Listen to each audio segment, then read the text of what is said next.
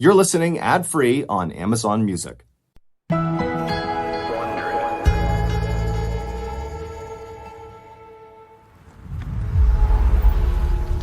The middle-aged man felt angrier and angrier as he drove home from his latest doctor's appointment.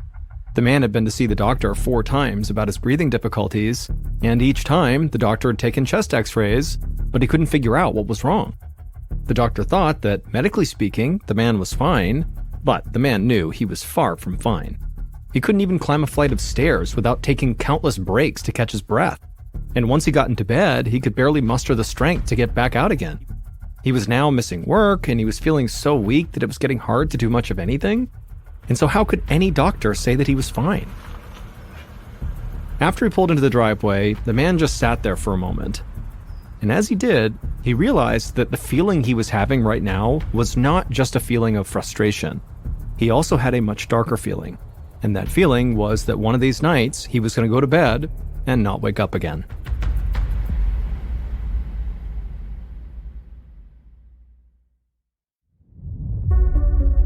From Ballen Studios and Wondery, I'm MrBallen, and this is MrBallen's Medical Mysteries, where every week we will explore a new, baffling mystery originating from the one place we all can't escape, our own bodies.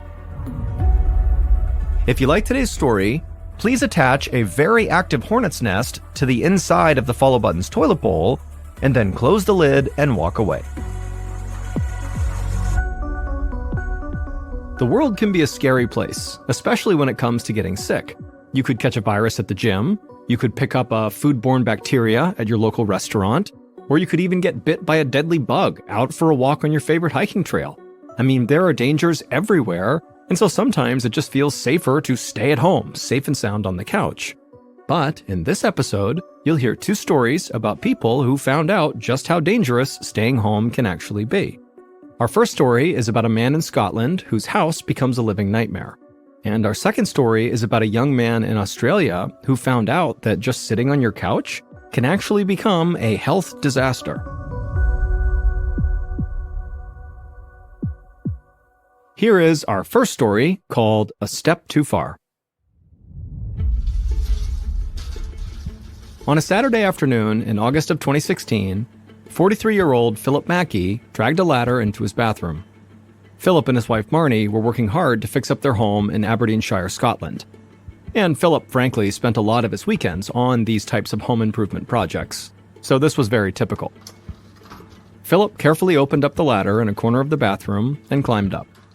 Once he was up there, Marnie handed him a spray bottle that contained water and bleach, and then she stood back to supervise from the doorway. Philip sprayed the mixture liberally onto a cluster of mold that had grown in the corner of the room. It occurred to him that he probably should wear a face mask, but it was too late for that now. When Philip was done, he tossed the spray bottle back down to Marnie, who caught it in one hand, and then laughed at what an efficient home improvement team they had become. Philip checked his watch, and to his surprise, it was almost 5 p.m. He realized he needed to jump in the shower right away.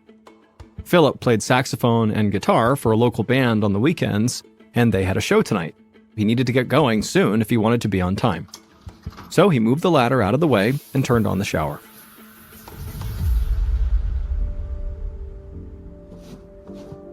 "15 minutes later, Philip toweled off and pulled some clothes out of his closet. He laid them out on the bed next to their cat, who was fast asleep in a tight little ball. As Philip threw his shirt on, he took a moment to look around his bedroom. The fresh coat of paint that he and Marnie had applied to the room only a week ago made the room look so polished. They'd also hung new curtains and bought a cozy feather comforter and down pillows for the bed, and so they were really starting to turn their house into a home. Philip was now running late, so he buttoned his shirt as fast as he could as he hurried down the stairs. But when he got to the landing and reached for his jacket, he had to pause to catch his breath. Philip could feel his heart pounding. It had been a while since he'd been to the gym, but he hadn't realized he was this out of shape. He felt a little embarrassed, but he didn't have time to dwell on it. Philip was in a hurry, so he grabbed his jacket and headed out the door. By the time Philip walked into the pub down the road, his pulse was back to normal and he felt okay. The band would play a great show, but by the end of the show, Philip was once again totally out of breath. and so he decided he would just need to get more exercise because he was too young to get this winded so easily. A few days later, Philip got home from work around 5 p.m. He tossed off his jacket and bounded up the stairs to his bedroom. But once again, he felt his heart start to pound about halfway up the stairs, and he had to stop to catch his breath. Marnie appeared at the top of the landing and asked if he was okay, and Philip just shook his head and said no. But then he kind of playfully told her that, hey, I'm just totally out of shape. But one morning, 2 weeks later, Philip's problems got worse. He was walking up the stairs very slowly, trying not to spill his cup of coffee, and he had only made it up to the third step when his vision became blurry and he suddenly felt very dizzy, and so Philip gripped the railing to keep from falling.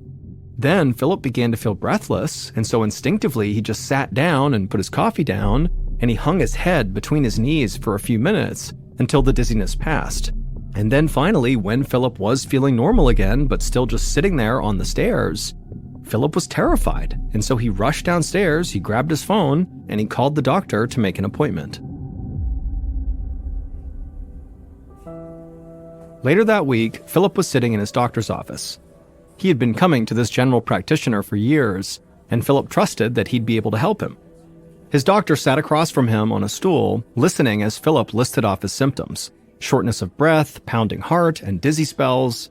The doctor nodded and told Philip that he most likely had a lower respiratory infection. He said there'd been a virus going around recently, and a lot of his patients had chest congestion. He was going to run some blood tests as well, just to be sure it wasn't anything serious. But in the meantime, the doctor said he would put Philip on antibiotics for a few days, which should help Philip feel like himself again.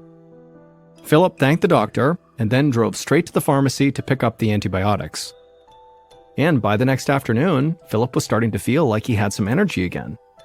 Also, his blood tests had come back clean, and so it seemed like the antibiotics were working. But the following evening, Philip came home from work feeling absolutely exhausted. He'd barely moved all day at the office, and yet here he was, feeling like he was going to fall asleep standing up. Philip made his way to the stairs, and he leaned hard on the railing as he took the first 2 steps, but immediately he could tell his heart was racing. He went up another couple of steps, but it felt like he had just sprinted a mile, and so he stopped and bent over and began wheezing for air. Finally, he just sat down on the steps, and he leaned back on his elbows and did his best to try to take slow, even breaths. But even still, it just felt like there was this huge weight on his chest that was keeping him from breathing in fully.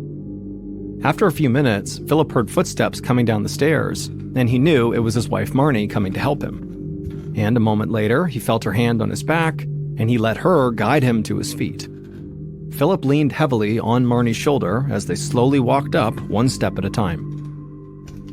And then when Philip finally made it upstairs and lurched into the bedroom, he looked at the clock and he realized it had taken him 30 minutes to climb the stairs. But at this point, Philip was so exhausted that he just collapsed into the bed and asked his wife to close the curtains. He was going to attempt to sleep off whatever was going on with him. Over the next 10 days, Philip carefully took the course of antibiotics his doctor had prescribed him, but now it just didn't seem like they were doing anything. He was tired and dizzy at work. He barely had the energy to make it through his band sets every weekend. He was out of breath and exhausted basically all the time. But Philip kept hoping that he'd eventually just feel better, that he would just kind of sleep this off. One morning in October, so about 6 weeks after Philip had finished his course of antibiotics, Philip opened his eyes and immediately struggled to sit up. He rested for a moment on his back with his feet dangling off the edge of the bed, and then when he tried to sit up again, he realized that he genuinely couldn't do it. He did not have the strength just to sit up in bed. But he was feeling so defeated that he just rolled over and yelled out to his wife to please call his office and let them know he was not going to be able to come into work. Then Philip just closed his eyes and slept for the entire rest of the day. But later that night at around 2 a.m., so technically the next morning, Philip did finally wake up, but when he did, he again felt that intense pressure on his chest that made it hard to breathe. Except this time, the pressure was so intense, he literally felt like he was suffocating. And Philip's flailing woke up his wife, and as soon as she looked over and saw her husband was having this emergency, she reached for her phone to call the hospital. But right at that exact moment, Philip's lungs relaxed just enough to allow him to take in a full breath of air. And so suddenly he was calmed down for a second, and he just grabbed his wife's arm and he told her, "Don't call an ambulance." Marnie was caught off guard by his request, and so she flipped on the light and just stared at her husband, but she did put the phone down. And she would agree not to call an ambulance, but she told Philip they were done waiting whatever this was out, that he would, very soon, need to seek out medical help. Several weeks later, Philip sat in his longtime doctor's office feeling frustrated and exhausted as he waited for yet another set of x-rays of his chest. He was hoping that this time, the x-ray would actually show them why he was struggling to breathe. But this was the fourth appointment he'd made this month, and each time so far, the x-ray had come back looking totally normal. And without fail, his doctor would tell him that, hey, everything looks fine, and Philip would go home without any answers. Now, Philip trusted that his doctor knew what he was doing, but Philip was feeling extremely anxious and upset that his medical issues were still going undiagnosed. Philip was now spending most of his time in bed asleep. He had no energy. He hadn't been to work in over a month. And if he didn't get better, he would not be able to go back to work at all. And that would plunge him and Marnie into financial crisis. But that was just their financial situation. Philip also could feel his body literally breaking down.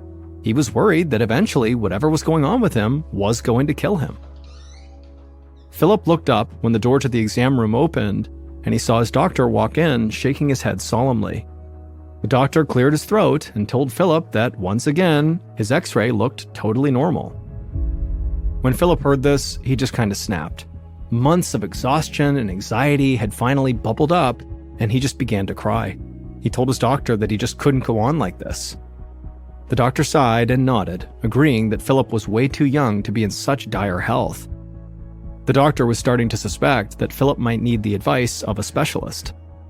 There was a nearby clinic that specialized in urgent respiratory conditions, and the doctor promised he would call them ASAP.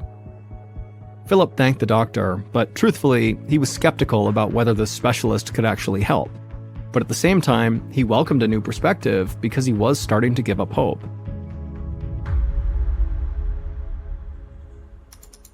Later that day, Dr. Owen Dempsey opened up an email from Philip's general practitioner.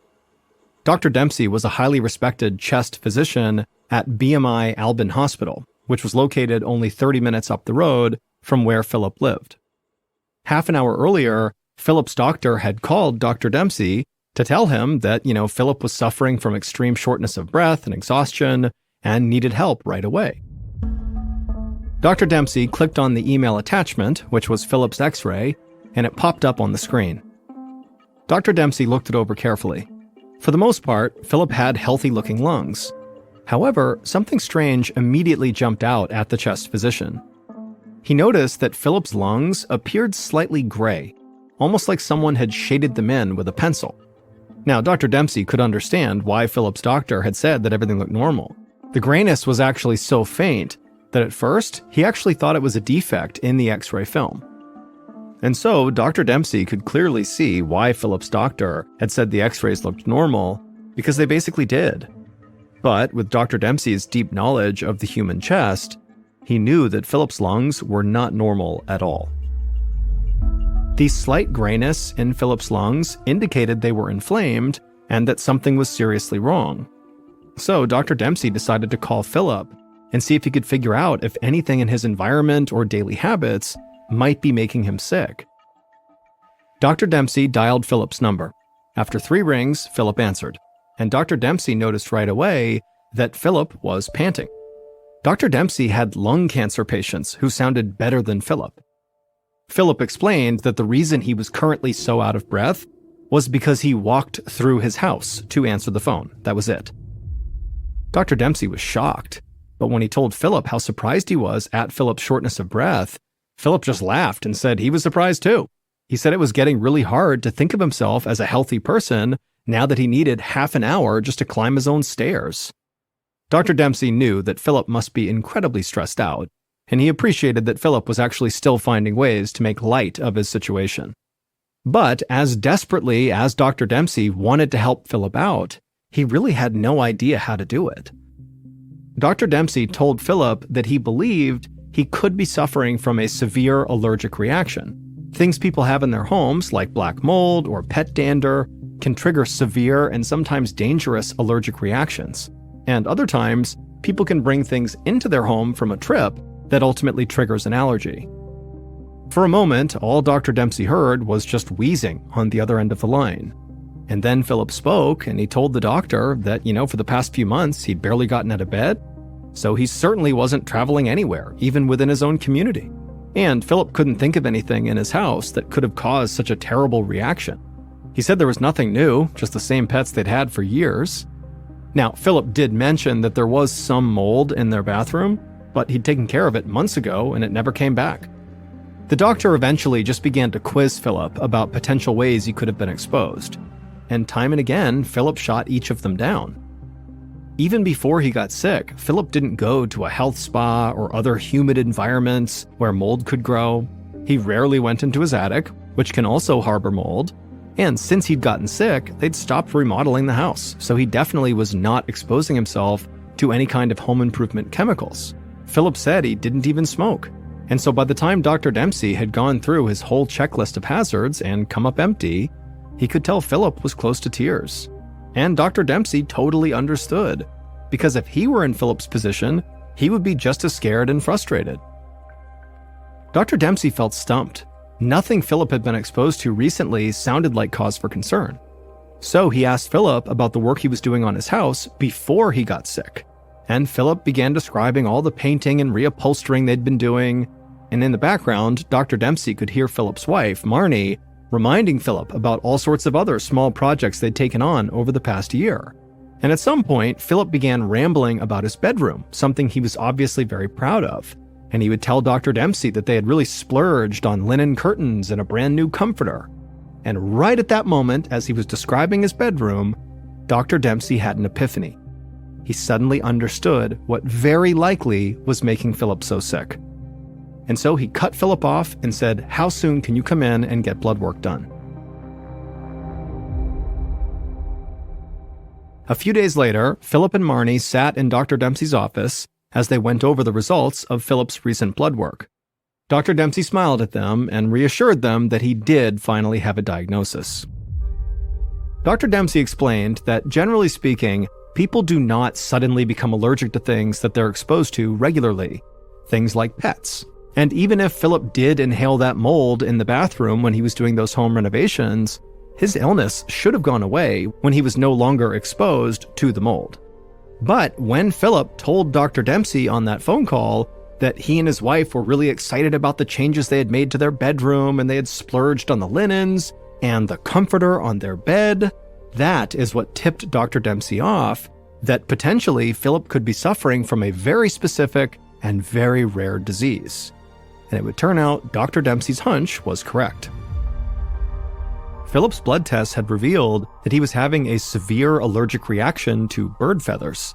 This is known as hypersensitivity pneumonitis. But not feathers from a pet bird or birds in the yard. When Philip and Marnie redid their bedroom, they'd replaced their synthetic comforter and pillows with more expensive ones that were filled with feathers. Philip was allergic to the bed that he'd been laying in for months. That's why he kept getting sicker and sicker and sicker. The doctor explained that this very strange disease is quite rare, but it is so often triggered by people's bedding that medical professionals sometimes refer to this disease as feather duvet lung disease. Duvet is another word for comforter. Although Philip had never been bothered by feathers before, Dr. Dempsey told him that symptoms of hypersensitivity pneumonitis can develop quickly and worsen as time goes by. Without treatment, hypersensitivity pneumonitis can cause permanent damage to the lungs.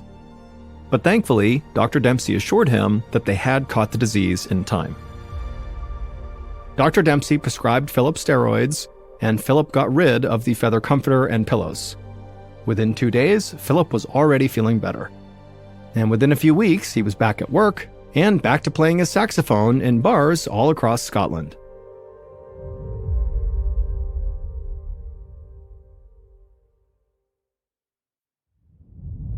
And now for our second story, which is called Dying of Boredom.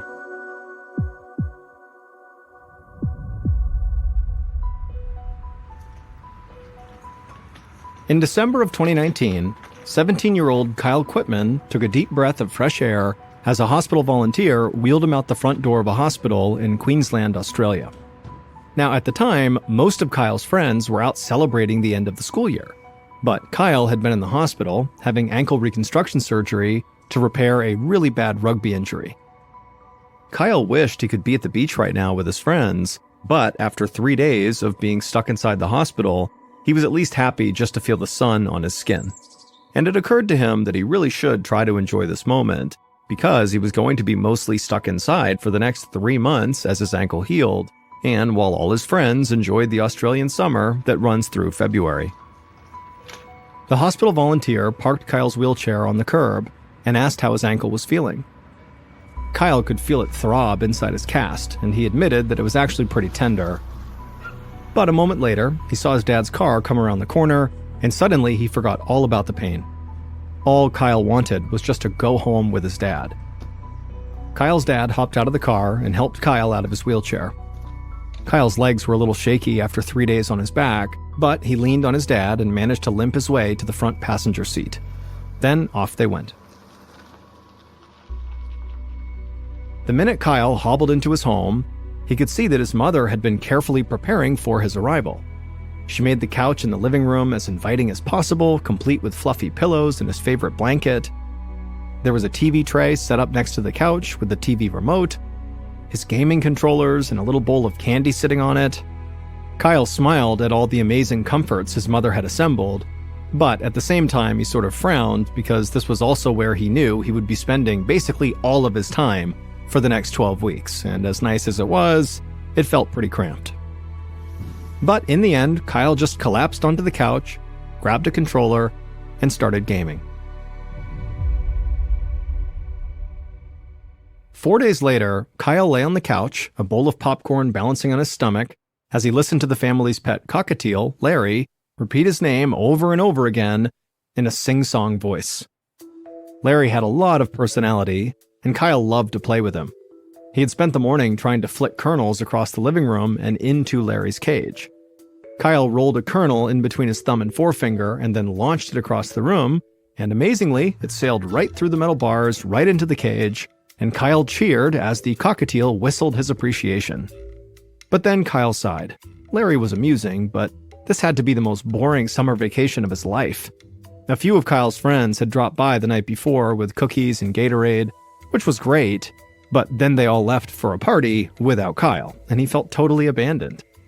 In fact, the only person who spent any real time with him was his grandmother. She'd been coming over just about every single day to give Kyle cookies, and she would even play video games with him, but she was not good at video games. And Kyle really appreciated that, but again, he just felt totally bored and lonely. But perhaps the worst part of what Kyle was calling his, quote, couch arrest, was that he still had 77 more days of being stuck in here with nothing to do except wait for his ankle to heal. So, frustrated, Kyle grabbed another kernel and launched it into Larry's cage. A moment later, Kyle heard the garage door opening, and he knew that meant his mother was back with his 14-year-old brother, Dylan, and 2 of his friends. Within seconds, 3 14-year-olds zoomed past Kyle as he sat there on the couch, and they raced out to the indoor pool that was separated from the living room by a sliding glass door. Kyle huffed and sarcastically called after them to have fun, but he didn't need to worry. All 3 teens jumped into the pool and began roughhousing, splashing water, and having a great time. Kyle's mom, Sherry, came into the living room right behind the kids, carrying a few grocery bags. As Dylan and his friends shouted and splashed around in the background, Kyle's mother told him that she was so sorry he couldn't be outside this summer. Then Kyle watched as his mother opened Larry the cockatiel's cage and set the bird on the floor for his daily walk around the living room. And as Larry began picking up popcorn kernels in his beak and marching around the room, Kyle, for the first time in his life, felt jealous of a bird. The next morning, Kyle's throat felt scratchy as he slowly came down the stairs from his bedroom. And when he coughed, he could feel phlegm coming up into his throat. As if Kyle didn't have enough problems, now he realized that he must have caught a cold from Dylan or one of his friends who came over the day before. But luckily, Kyle's mother was basically a mind reader, because moments later, she came rushing into the living room where Kyle was, and she set a few throat lozenges down next to him. She told him she'd had a cough too the week before, and she promised Kyle that his cold would likely clear up in just a day or two. 3 days later, in mid-December, Kyle was sitting on the couch as usual playing video games. He had just won a match in his favorite fighting game when he started coughing. But this time he was coughing really hard. He tried to steady his breathing, but he was hacking so much that he felt like he was fighting just to get air. Kyle wondered if maybe he was hunched over too much and kind of compressing his diaphragm. So he sat up for a minute and then just lay down on his back. But even then, he still couldn't get a full breath, and in fact, it felt like he had just run up a flight of stairs. Eventually, Kyle did get his breathing under control, but those few panicky minutes really rattled him. Later that afternoon, Kyle was laying on his back with Larry the cockatiel on his chest. Kyle was petting the bird when he felt himself struggling to breathe again. Larry fluttered to the ground as Kyle doubled over in another coughing fit. After a moment, Kyle heard footsteps coming swiftly toward the living room, and he knew his mom had heard him coughing. Moments later, Kyle's mom came flying into the room, and she put the back of her hand against Kyle's forehead, and she said he was burning up. She wondered aloud if Kyle maybe had an infection or some other complication from his surgery. Then she told Kyle that if he wasn't feeling better in the morning, they were going back to the hospital. And sure enough, by the following morning, Kyle was much worse. His stomach felt upset and his sheets were damp with sweat. His head was pounding so hard that he couldn't even open his eyes. He called out for his mom and cracked his eyelid just enough to see her come into the room. Kyle asked her for some aspirin, but Sherry thought he needed more help than that. She was going to stick to her guns and take him back to the hospital. About an hour later, Kyle laid back on the table in an examination room, his hands over his face to block the overhead light from hitting his super sensitive eyes. A doctor looked over Kyle's chart and asked if he had traveled recently or been exposed to anyone who was sick. Kyle scoffed at the idea he had been traveling anywhere and told the doctor that he hadn't left the house for 10 days. But Kyle had to admit he had been around some sick people. His brother had been out and about with friends constantly, and he had come home with a cough just last week. Kyle's mom also chimed in and said she too had a cough last week, and in fact, now that she thought about it, she'd had a cough on and off quite a bit lately. But Sherry assumed she must have gotten it from Kyle's grandmother, who'd had a cold for weeks, and she came over all the time to visit. The doctor nodded and said that it was possible that Kyle had caught the same bug that had made other family members sick. But for some reason, Kyle's symptoms seemed to be much worse than anyone else's. The doctor asked Kyle to sit up, and once he had, he pressed his stethoscope to Kyle's back. Kyle tried to breathe deeply, but he felt like there was rattling in his chest, and it was hard to fully fill his lungs with air. After listening for a minute, the doctor stepped back, frowning. He looked at Kyle, and then he looked over at Kyle's mother, and then he told them that he heard crackling in Kyle's lungs, which indicated he very likely had a fluid buildup in his chest. He told them this was extremely unusual, especially for a healthy 17-year-old with no history of respiratory issues. So whatever was making Kyle sick, it had to be serious.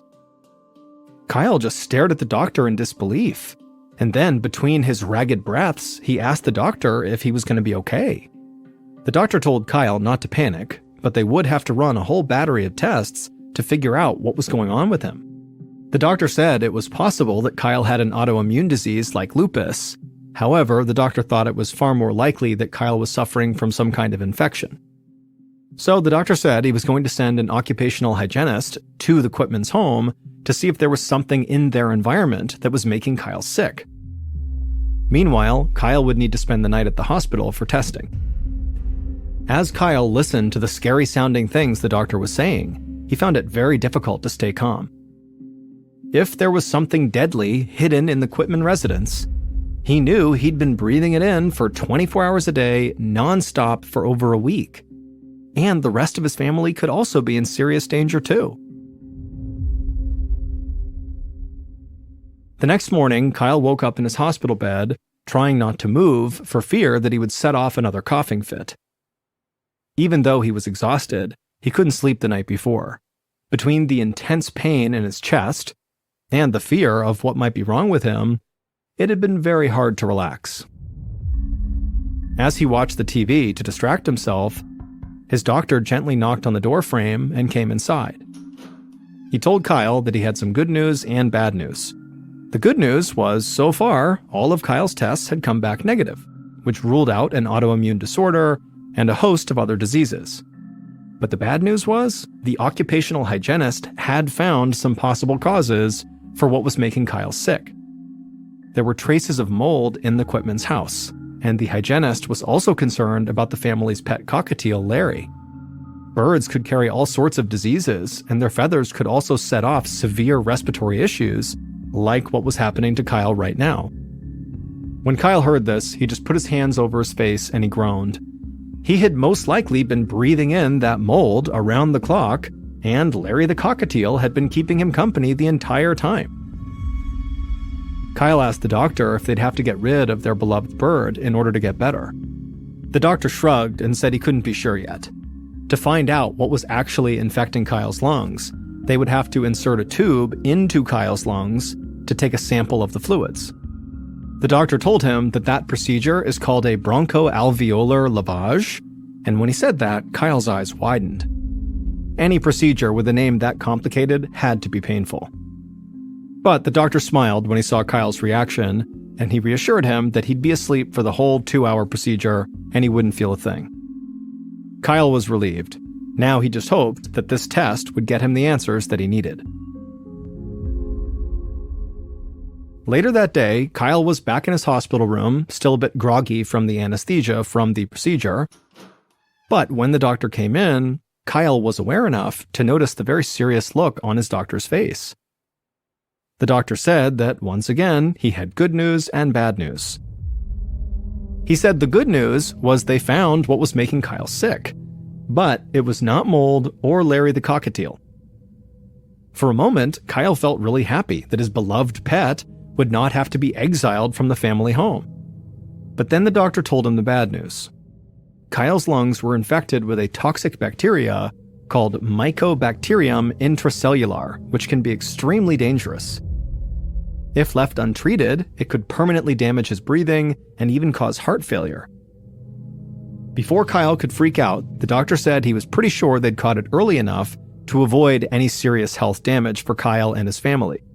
But the Quitmans would not be safe until the source of this bacteria was located, and so the hygienist was heading back to Kyle's house right now to collect more samples. The next morning, Kyle's entire family gathered around his hospital bed while the doctor went over the hygienist's findings. The air and water samples that the hygienist had collected confirmed that the danger was coming from an unexpected place: the Quitman's indoor pool. The pool water was full of the same bacteria doctors found in Kyle's lungs, and every time people splashed around in the water, they were inadvertently spreading the bacteria up into the air. Kyle had gotten sick because he had been breathing in the unsanitary pool water. Kyle and his family would soon learn that this bacteria had been growing in their pool for months, basically right after they had switched to a different filtration system. So the entire family had been breathing in this bacteria, but Kyle got much sicker than everybody else because he was laid up on the couch right next to the pool room for 2 weeks, just sitting there breathing in that filth day in and day out. Kyle's unusual condition is known as hot tub lung, since most people get it from breathing in humid hot tub water. Kyle's family immediately had their pool deep cleaned, and they also installed a new filtration system. And pretty quickly they all recovered and went back to their normal lives. But 2 years after the ordeal, the entire Quitman family went to a follow-up doctor's appointment and realized they had actually suffered permanent injury from their run-in with hot tub lung. Tests showed that all of their lungs now had a mild reduction in their ability to process poisonous carbon monoxide gas. It was a small but lingering reminder to make sure to always keep their pool nice and clean.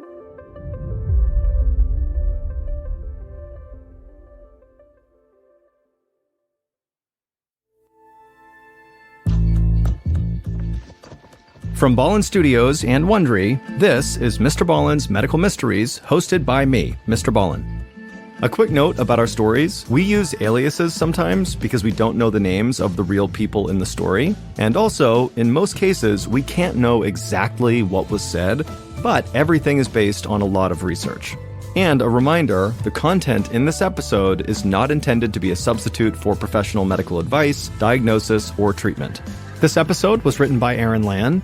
Our editor is Heather Dundas. Sound design is by Matthew Chaleli. Our managing producer is Sophia Martins, and our coordinating producer is Taylor Sniffen. Our senior producer is Alex Benedon. Our associate producers and researchers are Sarah Vitak and Tasia Palaconda. Fact-checking was done by Sheila Patterson. For Ballen Studios, our head of production is Zach Levitt.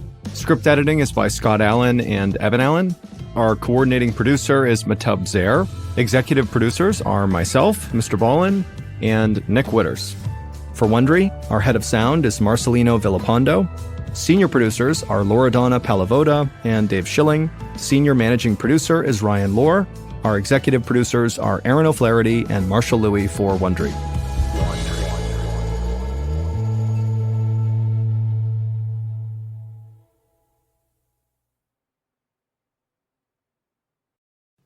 You're listening ad-free on Amazon Music.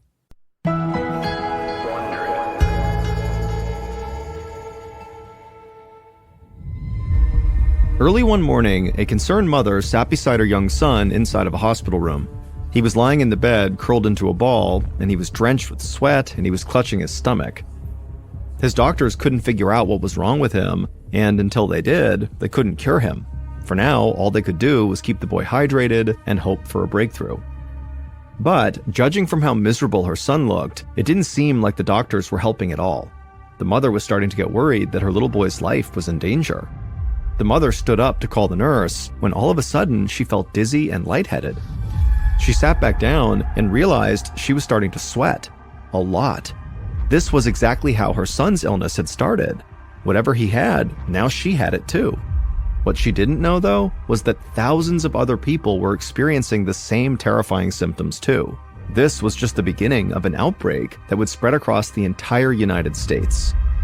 And there was no cure in sight.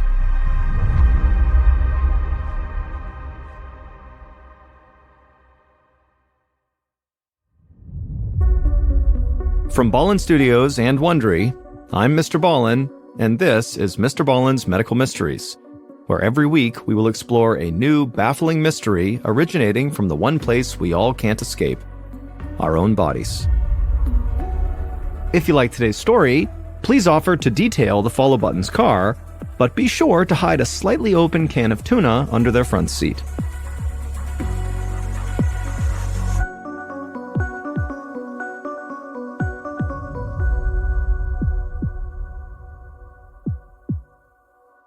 This episode is called Common Ground.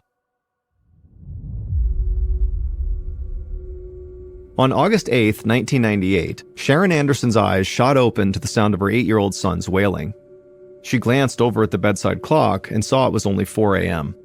Toby, her son, was a very deep sleeper, so she knew it had to be something serious to wake him up at this hour. So Sharon jumped out of bed and rushed down the hall to his room. Toby was still in his bed, and he was holding his belly with both hands. He was covered by a film of sweat, and he was moaning in pain. Sharon laid the back of her hand on Toby's forehead, and she found that he was burning hot. In fact, he felt much hotter than when he normally got sick. Sharon knew her son needed medical attention right now. She rushed back to her bedroom, woke up her husband, and told him to go get the car ready so they could drive their son to the emergency room. Then she ran back to Toby's room, she scooped him up in a blanket, and carried him down the hall. It was still dark out as Sharon and her husband loaded Toby into their car. Fortunately, the streets of Minneapolis were empty at that hour as they raced to the nearest hospital.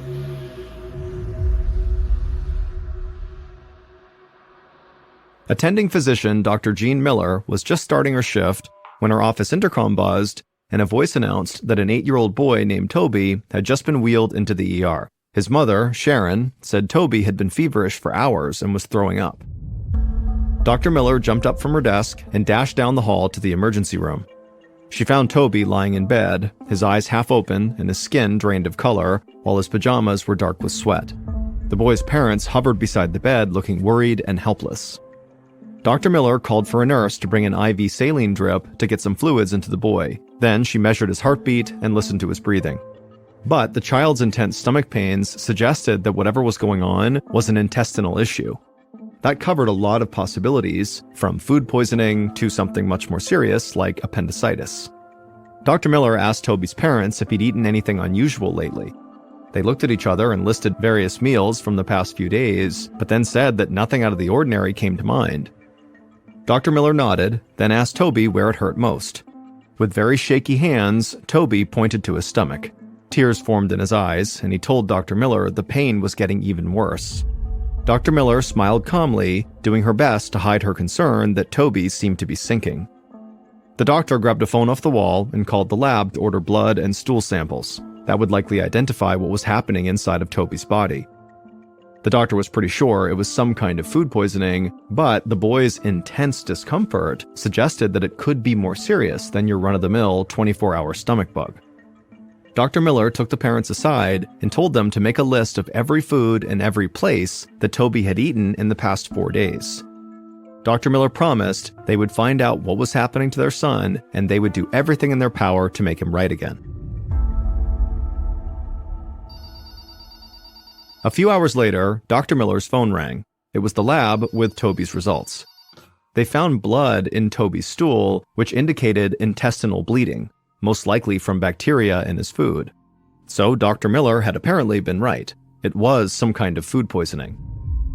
Now they needed to figure out what kind of food poisoning it was.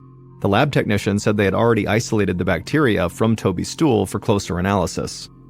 Dr. Miller thanked the technician and hung up. The good news was that they were now closer to knowing what was making Toby sick. But the bad news was, until then, Dr. Miller could not really aggressively treat Toby's illness. For many bacterial infections, the best treatment is antibiotics, but with certain strains of bacteria, such as highly toxic strains of E. coli, antibiotics can actually make the patient sicker or even kill them. So for now, all Dr. Miller could do was keep Toby's fever down with medication and his dehydration at bay with an IV drip. Dr. Miller checked in with Toby's parents and told them to get some rest and that she would be back at the hospital first thing in the morning. Then the doctor left the room and went to the night nurse and told her to please contact her at home if anything changed with Toby. The next morning, Dr. Miller had just sat down behind her desk with a mug of coffee when a nurse knocked on the door and poked her head in. She said there was a new arrival to the ER, a 4-year-old girl named Peyton Egger. She had a sweltering 104-degree fever, and her mother said she'd been vomiting on and off for 12 hours with repeated bouts of diarrhea. Dr. Miller's mind raced as she followed the nurse down to the emergency department. White curtains were drawn all around a gurney that had just been wheeled in. Little Peyton was lying on the gurney, drenched in sweat. Her face was drained of color, and she was struggling to keep her eyes open, and her parents stood to the side, clutching each other nervously. Dr. Miller immediately ordered the nurses to hook Peyton up to an IV drip while she checked the girl's vitals. Peyton's pulse was weak, and her blood pressure was dropping. Dr. Miller worried she might be going into shock, which could cause her organs to shut down. Dr. Miller realized that Peyton's symptoms were very similar to Toby's, so much so that she wondered if both kids had caught the same infection. Peyton's parents told Dr. Miller that their home was in a suburb north of Minneapolis, which was nowhere near where Toby's family lived. Still, Dr. Miller thought there must be something these two kids had in common. Dr. Miller called the lab and told them she wanted full blood work run on Peyton, plus stool samples tested as well. Then, Dr. Miller took Peyton's parents into the hallway and asked them for more details. The mother said that Peyton had been complaining of stomach pains last night, but it really hadn't seemed that serious. But at around midnight, Peyton woke up crying from all the pain and then began vomiting. After that, she kept vomiting nearly every hour and had several episodes of severe diarrhea. Then her temperature started spiking. By dawn, the parents said it was clear that whatever this was, it was only getting worse. So her parents had rushed her to the hospital. Dr. Miller said they had done the right thing. Peyton would be safe here. For now, the best thing they could do was just stay calm and wait. But that was advice Dr. Miller found easier to give than to practice. As Dr. Miller stepped out of Peyton's room and headed back to her office, a nurse hurried up to her and said the lab had been trying to reach her. Toby's new results were in. The boy was infected with a bacteria called Shigella. Finally, Dr. Miller knew what she was up against. Shigella attacks the digestive system, causing inflammation and bleeding within 12 to 48 hours after eating food contaminated with the bacteria. Toby had all of the classic symptoms: fever, abdominal pain, nausea, diarrhea. Dr. Miller knew that if untreated, Shigella could send Toby into shock, which often leads to organ failure and occasionally even death. But at the same time, Dr. Miller was relieved. Although Shigella was obviously serious, it could be defeated with antibiotics, so she could finally start treating Toby. Dr. Miller told the attending nurse to prepare antibiotics for Toby and begin administering them as soon as they were ready. Then Dr. Miller rushed to Toby's room to give his parents the news. The boy was lying in his hospital bed with his eyes half open. His mother sat in a chair next to the bed, holding her son's hand and looking flushed and exhausted. Dr. Miller asked Toby's parents to step outside with her so she could explain what was going on. But when Toby's mother tried to stand up, she wobbled and had to sit back down. She admitted she had not been feeling well since she woke up that morning. She said she even vomited a couple of times. Dr. Miller told Toby's mother to stay seated while she called for a nurse to prepare a bed for her. The doctor told her it was entirely possible that she was also now infected with Shigella, which was the bacteria that they had just discovered her son was infected with. After all, Shigella is so contagious that it can be passed in a handshake if someone who touched the bacteria didn't wash their hands well enough. As soon as Dr. Miller had settled Toby's mother into her own hospital bed, a receptionist waved the doctor down. It was the lab calling again. They had the results for Dr. Miller's other young patient, Peyton. She had Shigella too. Dr. Miller put down the phone. First Toby, then maybe Toby's mother, and now Peyton? Suddenly, Dr. Miller felt like she had an outbreak on her hands. And given how easily Shigella is transmitted, there were likely dozens more people out there suffering symptoms at home, and every one of those cases could make more people sick. Suddenly, Dr. Miller had a lot of calls to make.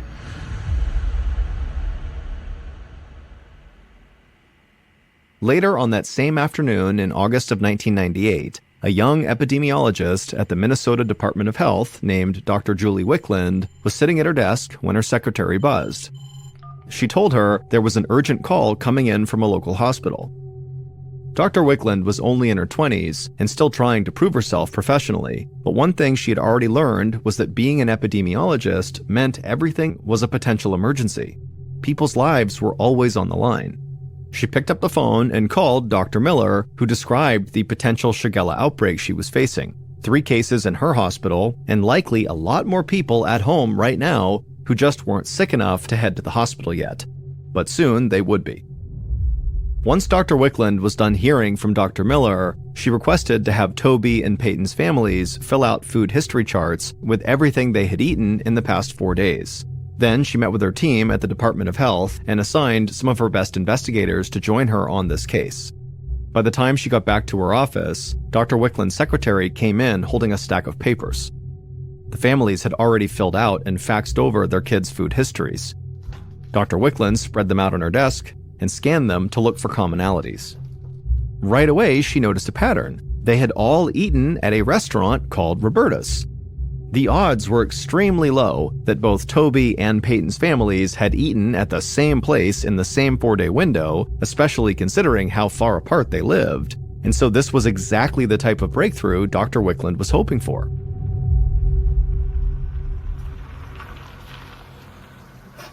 An hour later, Dr. Wickland and 2 other health officials stepped out of a dark sedan in front of the restaurant Roberta's, a modest neighborhood eatery.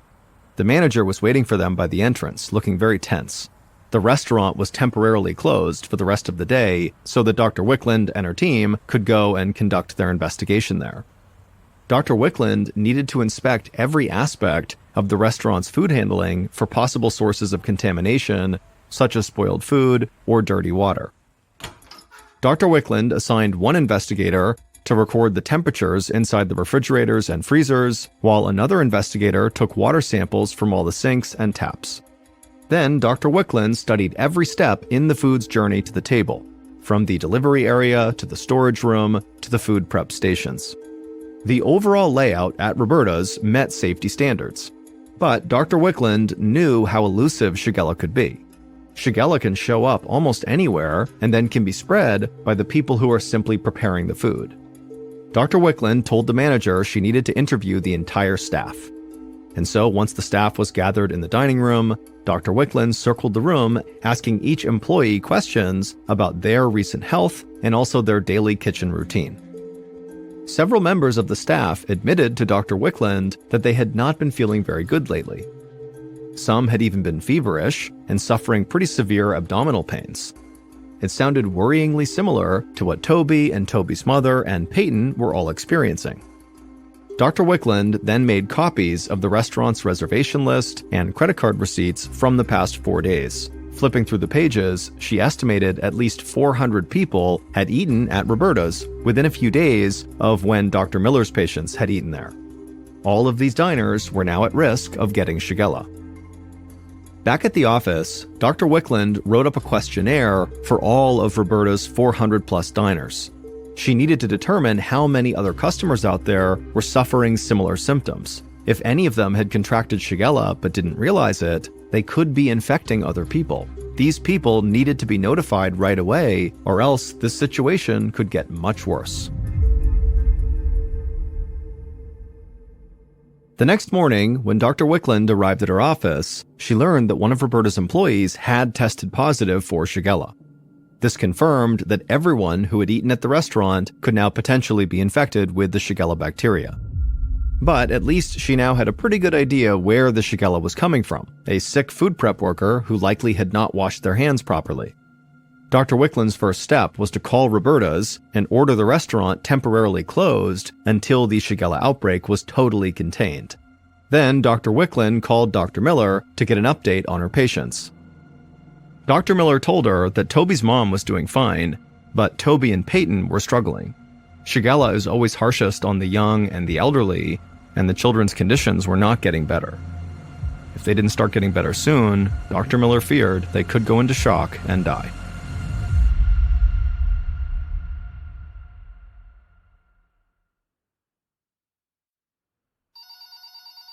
Early the next day, Dr. Wickland's phone rang with new results from the lab. Several more employees at Roberta's restaurant had tested positive for Shigella. This meant that the disease outbreak was not coming from a single unsanitary worker. It was coming from lots of places. Dr. Wickland got a fresh cup of coffee and then sat down at her desk to begin studying the first wave of questionnaire results from Roberta's recent customers. And she was disturbed to see that a full half of the 400 diners reported experiencing symptoms that were consistent with Shigella. But as Dr. Wickland studied the responses, something about the data just didn't seem right. A large percentage of infected diners had eaten at Roberta's before any of the employees started to get sick. So it was unlikely that the employees were giving the infection to the customers. The workers were actually victims too. Dr. Wickland leaned back in her chair and took a deep, defeated breath. She now realized that she actually had no idea where all the Shigella cases were coming from. An hour later, the manager at Roberta's unlocked the restaurant door and let in Dr. Wickland. She told the team to put on gloves and start discarding every piece of food in the building. Nothing could be saved. Roberta's manager was happy to comply, and Dr. Wickland told him the business could reopen once all the food had been thrown away and the entire restaurant professionally cleaned. They couldn't afford to take any chances. Dr. Wickland pulled a bin of produce off a shelf and dumped it in the trash. The Shigella was somewhere under this roof, and Dr. Wickland was not going to let it slip past her. Dr. Wickland returned to her office at the Department of Health to find a report sitting on her desk. Her heart sank. It was the details of another case of Shigella, this time north of Minneapolis. A 33-year-old woman had been rushed to a hospital after hours of vomiting, fever, and diarrhea. The night before, the woman had eaten at an upscale restaurant in her neighborhood called Marty's. Not only that, but she'd gone to the restaurant with multiple friends, all of whom had been contacted and reported feeling sick. But Marty's restaurant was very far from Roberta's. For this illness to strike two restaurants in entirely different areas, miles apart from one another, was extremely rare. Dr. Wickland sighed and called the manager at Marty's to tell them the restaurant would have to close until further notice. She said that a health official would be there shortly to collect their reservation list and credit card receipts, and all their recent diners would need to be contacted about the disease outbreak. Dr. Wickland then called a meeting with her investigators to brainstorm. She felt lucky that there had been no fatalities so far, but she also knew that young children were in the greatest danger. She told her team they had to find the link between Marty's restaurant and Roberta's restaurant that could explain all the Shigella cases. Maybe both restaurants sourced particular food items from the same place, or maybe an employee worked part-time at both restaurants, or maybe they shared a water supplier. Whatever it was, she told her team they had to go find out. By the next afternoon, Dr. Wickland had more information to go on. She and her team had worked around the clock, contacting people and compiling timelines of symptoms. It was a lot to sift through, but she knew it was always better to have too much information rather than not enough. As Dr. Wickland made her way through all the paper piled on her desk, the differences between the two restaurants really jumped out at her. Marty's got its water from a different reservoir than Roberta's, so this was not a water issue. There was also almost zero overlap in their menus because Roberta's and Marty's served very different types of food. And a review of the two restaurants' employees showed that no staff members worked in both places either. The researchers could not even identify a single food that all the sick customers at each restaurant had eaten. Everyone ordered different dishes, yet got sick the same way. And so Dr. Wickland wondered to herself, how could that be? This just doesn't seem possible. Just then, the phone rang. It was the lab with an update on the Marty's restaurant customers. Everyone who tested had come back positive for Shigella. The lab had also done a genetic comparison of the Shigella bacteria from the Marty's diners and the Roberta's diners, and they found them to be identical. Clearly, both restaurants had been contaminated by the same source. Dr. Wickland thanked the technician and hung up. She felt stumped, exhausted, and ready to call it quits for the day, but she did have a couple more calls to make. The first one just to check up on Toby and Peyton. On the other end of the line, Dr. Miller sounded equally exhausted. She said Toby was still bedridden because his body was not responding to the antibiotics. He was now faced with a painful and slow recovery. Little Peyton Egger was even worse. Dr. Miller had nurses monitoring her around the clock, but her family was obviously worried sick. Dr. Wickland thanked her for the update, then she hung up and scrolled through her Rolodex until she found the United States Centers for Disease Control. This outbreak was clearly not settling down the way Dr. Wickland hoped it would, and so it was time to call in reinforcements. Dr. Timothy Niemi was in his office packing up to head home when his phone rang. He considered letting it go to voicemail, but his position as an epidemic intelligence officer at the Centers for Disease Control and Prevention had taught him the danger of missing an emergency call. So he picked up the phone and he listened carefully as Dr. Wickland explained the events of the past week and how the Shigella outbreak showed no signs of slowing down. Dr. Wickland said she needed the CDC's help in finding the outbreak's origin so they could stop it. Every bacterial outbreak has its own genetic fingerprint that makes it unique, and the CDC keeps a massive database of these fingerprints from all over the world.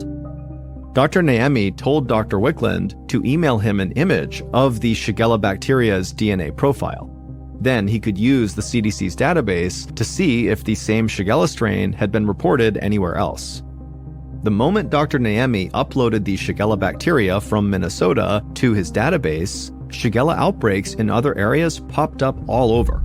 From Los Angeles County to Boston to Florida, plus up in Canada, in Alberta and Ontario. Each outbreak had been linked to a specific restaurant, and all were genetically identical. This meant that there was a good chance all of these Shigella outbreaks were caused by the same source of contamination. The sheer breadth of locations baffled Dr. Niemi. He stared at the map. How did the same contaminant spread across both coasts, down to the Gulf of Mexico, and all the way up into Canada? He emailed his coworkers the results and asked them to help him contact every restaurant associated with an outbreak and compile a comprehensive list of foods and ingredients on their menus. There had to be something in common to all of them that was carrying this particular strain of Shigella. The next morning, one of Dr. Naemi's fellow investigators strolled into his office and handed him a Post-it note with one word written on it. Dr. Naemi read the note and couldn't help but laugh. The investigators had identified the probable source of the Shigella outbreak, and it was something that no one suspected. Dr. Naemi's department even had a term for this particular ingredient. They called it stealth food, because it's used in a wide variety of dishes, yet usually goes unnoticed. Dr. Naemi congratulated his team. This was the best lead they had. He picked up a phone and he called a colleague at the Food and Drug Administration named Jeremy Brown. Dr. Naemi told Jeremy what they had discovered and said he'd need the FDA's help tracing this particular ingredient, the stealth food, to the original supplier. Global supply chains for restaurants are incredibly complex, with foods shipping from across the world and constantly being reprocessed and repackaged, and so finding one bad batch of food among all of that would not be easy. Jeremy said he would get to work. A few days later, Jeremy rode in a Jeep through Ensenada, Mexico. At first, the countryside was dry and dusty, but as they curved over a hillside, suddenly everything turned green. For miles into the distance, Jeremy saw nothing but crops in organized rows. Finally, they turned onto a dirt road and passed a sign that said the name of the farm, Valle Verde. The farmhand pointed out different fields of produce, including tomatoes, celery, cilantro, green onions, radishes, and lettuces, all watered by massive irrigation machines. But the biggest spread of all was an entire 55-acre parcel devoted to growing nothing but the stealth food Jeremy had come to investigate. And the stealth food was parsley. At some point between when it was harvested and when it was shipped, this parsley was becoming contaminated with Shigella bacteria. Jeremy was not going to leave the farm until he found out where and how this was happening. The Jeep came to a stop on the banks of an old riverbed. Since tainted water is the most common cause of Shigella, Jeremy had requested to visit the farm's water supply first.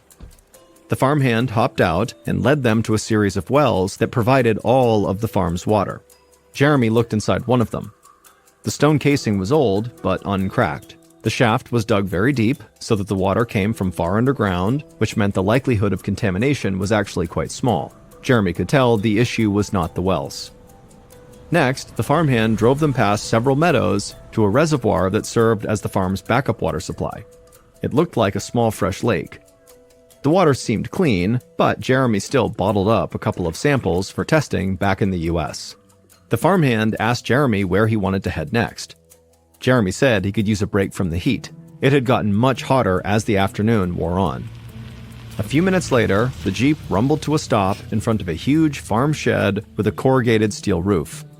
It contained long conveyor belts stacked with crates of parsley. At the end of the line, men took those crates and stacked them on a pallet and then hosed them down with chilled water from a machine called a hydro cooler. In the twilight glow, we never let it go. Take me back to where we danced, where love had its perfect chance. Hold those moments close and true, in that place where I found you. Stars above lit up the night, shared our dreams in moon soft light. Even shadows felt so bright, we were each other's light. Letters written, love confessed. In that place we were our best. Promises in every sigh, together we could fly. Years may pass, hearts may roam, but that place where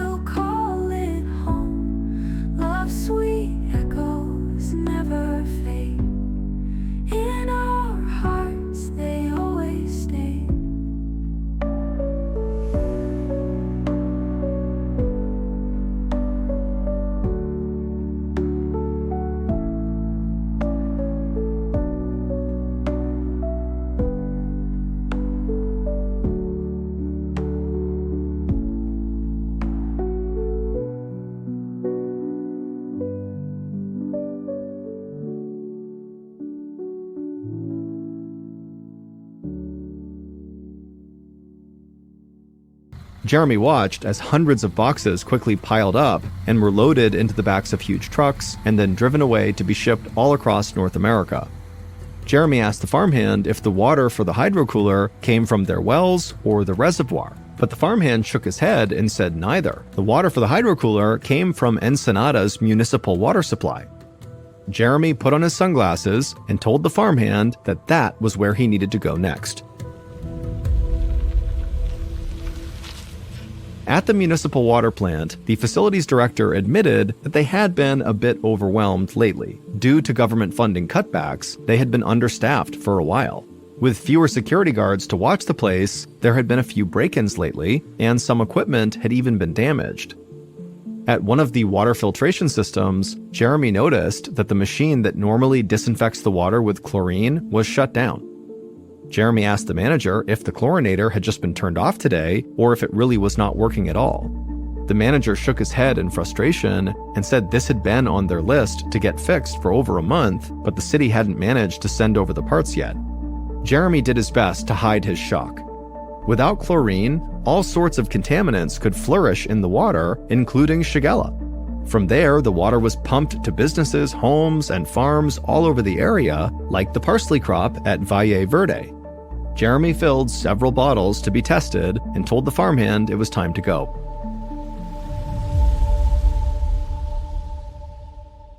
Days later, Jeremy got his results.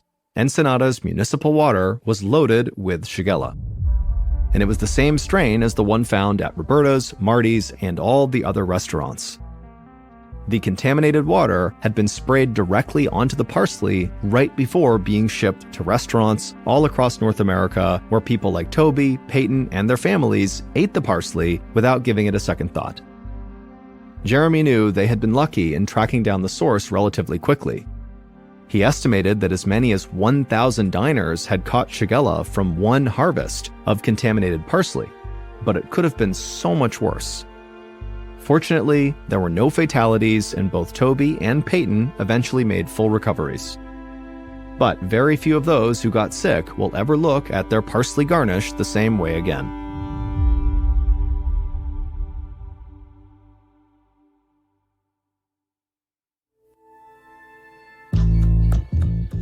From Ballen Studios and Wondery, this is MrBallen's Medical Mysteries, hosted by me, Mr. Ballen.